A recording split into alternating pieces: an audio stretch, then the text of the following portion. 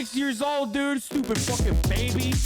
You dumb bitch ass baby. Fucking dumb baby. You dumb bitch ass baby. What's going on, everybody? Fucking dumb baby. I hope everyone's having a fantastic evening, afternoon, pre-noon, no matter where you are in the world. I'm Hassan Piker, and this is Dawson, our broadcast coming to you live from not so sunny, but very cold, very gloomy California, Los Angeles, folks. It is actually 62 degrees and kind of dark, kind of gray here in California, Los Angeles, folks. We're live and alive, and I hope all the boys, girls, and MBs are having a fantastic one because today's a beautiful day. Today's a wonderful day.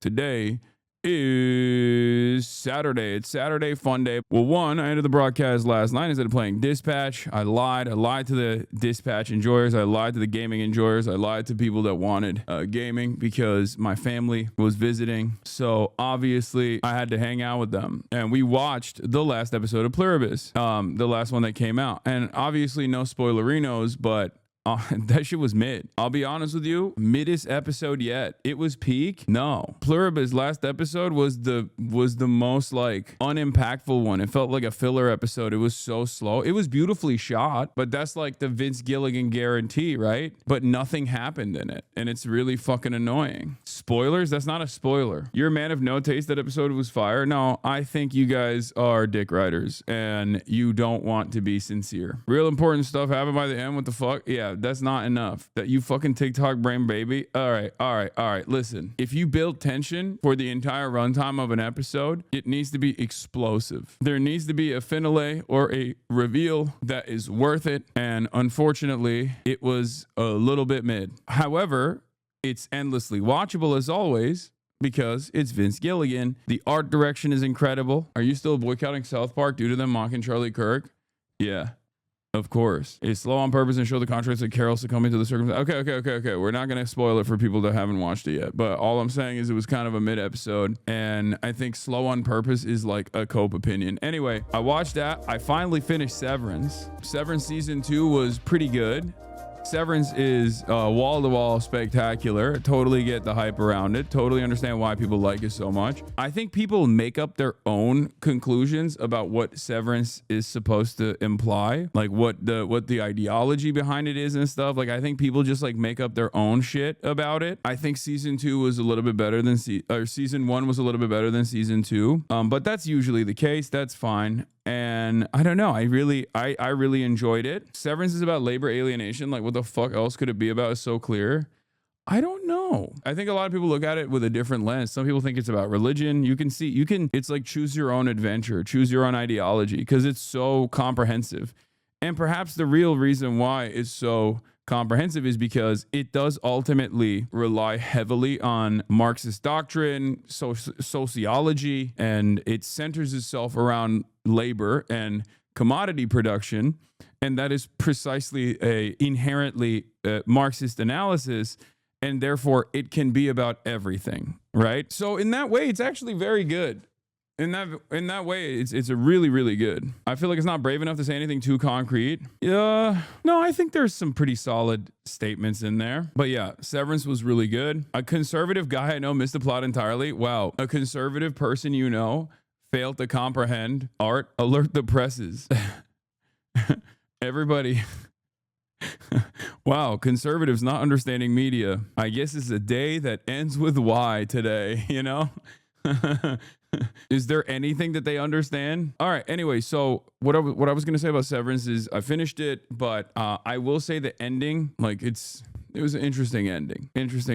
I don't want to spoil it. Interesting ending. That's all I'm saying. Like me, I'm making different decisions. You feel me? You ask me, I'm making different decisions. Okay. That's it. I'm seeing totally separate things through. I'm not saying anything else. Okay. You ask me, I'm doing something entirely different. I'm fucking Milchick. Okay. Anyway. That's not a spoiler. Everybody calm down. It has nothing to do with anything. Easy for you to say you're not an innie. Yeah. Okay. That's true. This is, I guess, diaper diplomacy is a style of content that's like AI generated where they babify. They turn all the politicians into babies, and it's basically popping off on YouTube shorts, I suspect. Here it is. Diaper diplomacy. And if you look at their shorts, I mean, they are doing fairly well. It seems. Why are they putting babies into AI? Do they not get how bad this is? It's basically like cat videos for boomers, but I mean, it's still for boomers. This is boomer slop. Here, let's take a look. You know, AOC, look, I think she's very nice. but she's very low IQ. And we really don't need low IQ. Between her and Crockett, we're going to give them both an IQ test to see who comes out best. Now, I took my test. I took a real test at Walter Reed Medical Center. Who is this for? The baby doctor's reaction. The doctor looking like, that's not what I told you. No one takes an IQ test at a hospital. It's the doctor's reaction that does it for me. Absolutely love the baby doctor. You know who's watching this shit? Your mom. My mom. Like, this is exactly the type of shit that my mom is luckily not on YouTube. Like, she doesn't fuck with YouTube Shorts, but like on IG Reels, sometimes I'll peek over while we're watching like a TV show or something, and I catch her looking at IG Reels, and it's just AI slop. And I'll be like, Mom, you know that's AI, right? And her response is always, well, it's cute. I know it's AI, but it's cute. There's some about it that just like, that tickles the curiosity part of boomer brains, and I think Zoomer brains as well.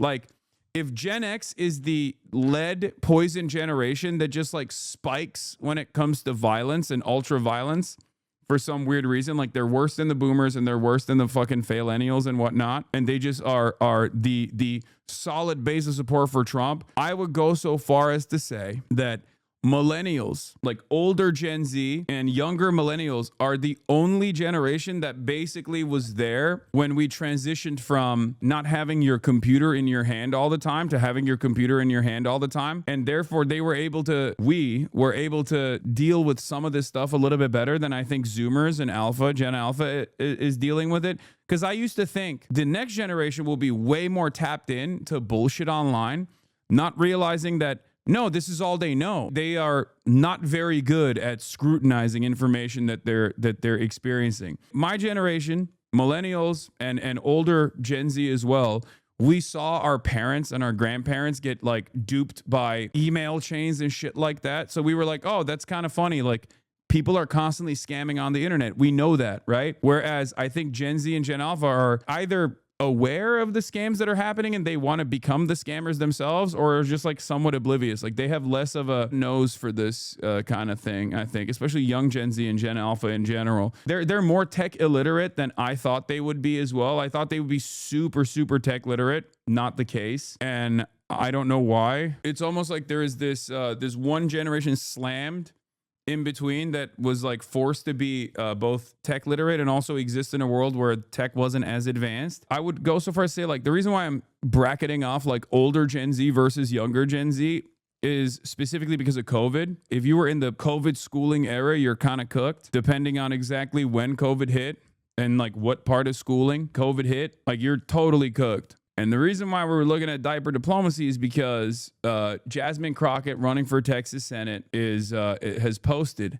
a diaper diplomacy video that is literally 2 minutes and 17 seconds long. Let's take a look. Trump's toughest choice was between Chantilly lace or alabaster for his billionaire ballroom.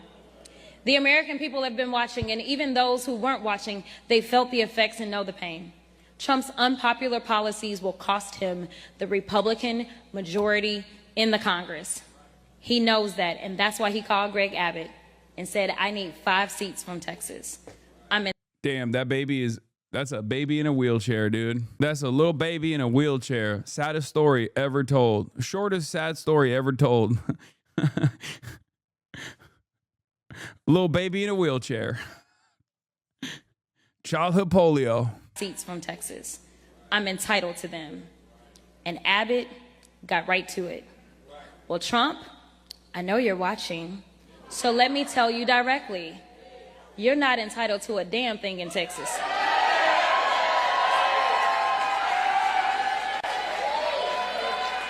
You better get to work, because I'm coming for you. He knew he would lose, so Trump did what he always does. Resort to lying, cheating, and stealing. He has rigged our elections once again by changing the lines in the middle of an election cycle. And the cherry on the top, Trump drew me out of my home district. I know he's tired of me holding him accountable, dismantling. I mean, this is a person who knows her audience really well, by the way. Let me show you. Because, like, if you look at the demographic breakdown in the current Senate primary poll in Texas, ages 18 to 35 are overwhelmingly on Tallarico's side.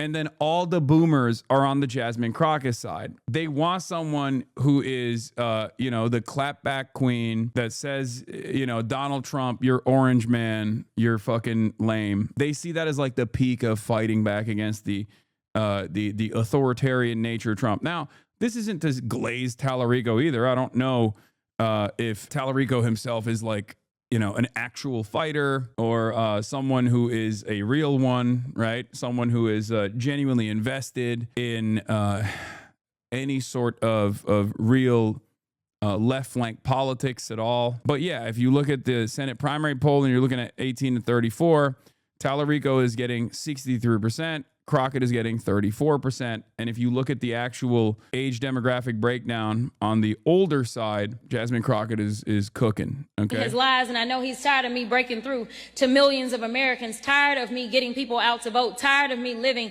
in his head rent-free. Well, Mr. President, you couldn't beat me at the ballot box. And so, as y'all know, a judge that you appointed, Mr. President, he said your maps were unconstitutional, but you ran it up to your loyal activist cronies at the Supreme Court and snatched representation away from almost 500,000 people I represented right here in CD30. Well, I'm here to tell you, Donald Trump, you won't get rid of me that easily. I'm not going away. I'm not giving up. I still believe in this country. Yeah, they babified it, basically. It's just AI slop, right? But this shit is, this is catnip for the boomers. Is there really a difference in their policies, Tallarico and Crockett?